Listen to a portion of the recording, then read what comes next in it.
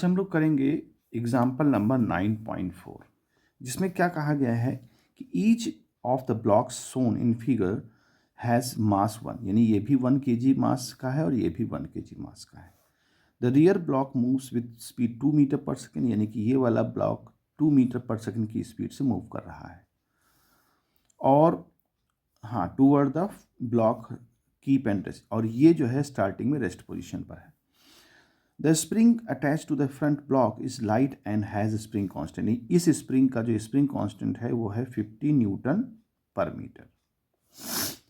Find the maximum compression of the spring, यानी कि जब ये मूव करके इस पर अटैच होगा तो कितना मैक्सिमम कंप्रेशन होगा। देखो जब ये मूव करके इसको हिट करेगा तो एक समय आएगा जब ये मैक्सिमम कंप्रेशन हो जाएगा और उसके बाद फिर कंप्रेशन नहीं होगा स्प्रिंग में। तो जब कंप्रेशन नहीं होगा तो मान लें कि ये पोजीशन आती है और ये पोजीशन आ जाती है, तो ऐसे समय पे क्या होगा कि जो ये एनर्जी लेके आएगा उसी एनर्जी से दोनों मूव करेंगे। फिर ये दोनों मास जो है सेम वेलोसिटी से मूव करेंगे, कॉमन वेलोसिटी से मूव करेंगे, क्योंकि अब कंप्रेशन संभव नहीं है।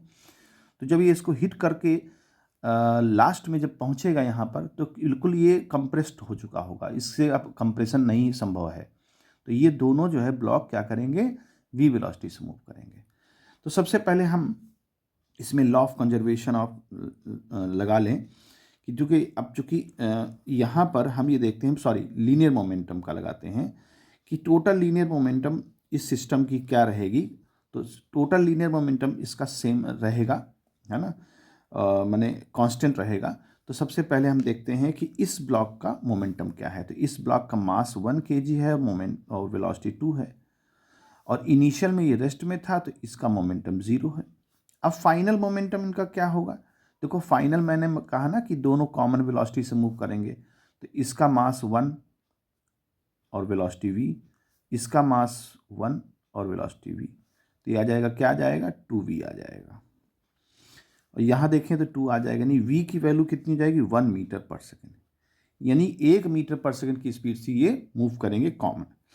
अब हम देखते हैं कि पूछ रहा है ना कितना कंप्रेशन आएगा। तो सबसे पहले हम एनर्जी का देख लेते हैं कि इनिशियल काइनेटिक एनर्जी क्या थी। देखिए इसकी तो इनिशियल काइनेटिक एनर्जी 0 थी और इसकी एनर्जी हमारी पास रहेगी k1, और ये क्या रहेगी, हाफ m1 है, और v स्क्वायर 2 2 जा 4 हो जाएगा, तो यहाँ से कैंसिल आउट हो जाएगा, यानी ये आ जाएगा हमारा 2 जूल आ जाएगा, और इसकी तो 0 थी। अब फाइनल काइनेटिक एनर्जी क्या होगी, यानी k2 हम देख लें, क्योंकि जो एनर्जी का चेंज आएगा वही एनर्जी का चेंज इसको कंप्रेस कराएगा, यानी इस स्प्रिंग में कंप्रेस्ड एनर्जी जो है आ जाएगी स्प्रिंग की।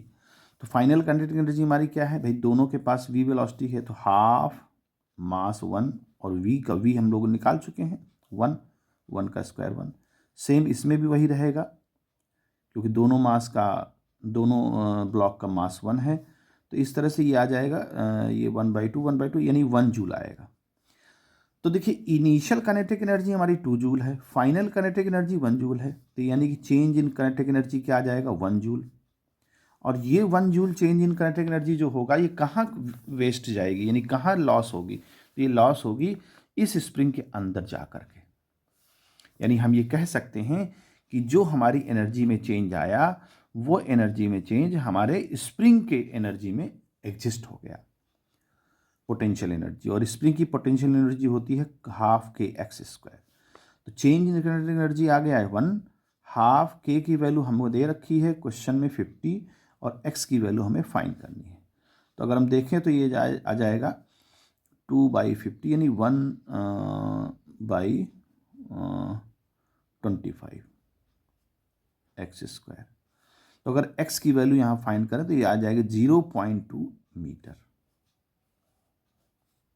यानी 0.2 मीटर जो है इसका स्क्वायर रूट ले लेंगे, 1/5 होगा, इसको जो है डिवाइड कर देंगे 0.2, यानी कि कंप्रेशन जो मैक्सिमम कंप्रेशन होगा वो 0.2 मीटर होगा स्प्रिंग का। तो इस तरह से एनर्जी कंजर्वेशन भी लगा दिया और लीनियर मोमेंटम का कांस्टेंट का कॉन्सेप्ट लगा दिया।